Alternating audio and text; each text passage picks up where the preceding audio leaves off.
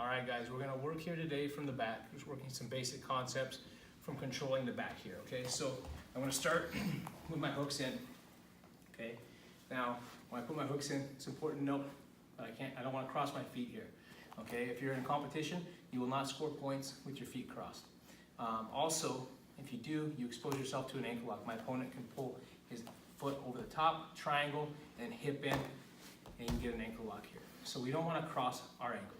So our feet are gonna remain uncrossed, and I'm gonna typically have what we call a seatbelt grip. So one arm over the top, one arm under the shoulder, and then my head is gonna be out typically toward the underhook side, okay? So the top arm here, the one that's over the top would be my choking arm. The one that's under the shoulder is gonna be my controlling arm, okay? Now I typically cover my choking arm with my controlling arm here like this. All right, and the reason why is if you guys strip this grip, you're gonna initially grab the top hand. My choking hand is still free to control.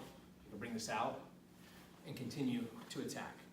If I flip that over the top and I put my choking hand over the top, when he goes to strip the grip, now he has control of the choking arm. This arm is underneath, and I'm not gonna be able to immediately go into an attack. So I wanna get used to covering the choking arm with the control arm, okay? Now from here, we're gonna practice opening the lapel. So I wanna take the control arm, it's gonna grab his lapel, it's gonna feed it toward me. I wanna feed it to create some slack so I can feed this choking hand in nice and deep, and I like to roll the lapel over with my thumb and feed it off, pass it off. So I want a nice tight grip here, okay? That's important. So once again, open by pushing this toward me, creating slack, flipping the lapel over, making my grip. From here, I can start to go to the second lapel and start to fall toward my right. I want to follow my elbow and bring my elbow back behind his shoulder. I want to make sure I follow this direction because when I pull my elbow back like this, it makes this nice and tight on his throat. If I fall all the way to my shoulder and push my hand through, it's going to create some slack here, and I want to eliminate that. So I won't be up here. Now what I'm going to do is I'm going to extend both hands away from me, and my chest is going to separate from his back here and straighten my arms. Okay, so we're opening the lapel, pushing it toward me to create slack. I don't want to pull because it's going to create a pinch point here.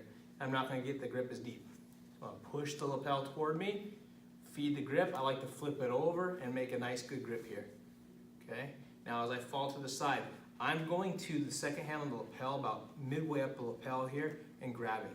As I fall, I'm going to the elbow, pulling it back, and now I'm going to stretch. I'm going to stretch my hands out away from me and try and pull my chest as far away from his back as I can.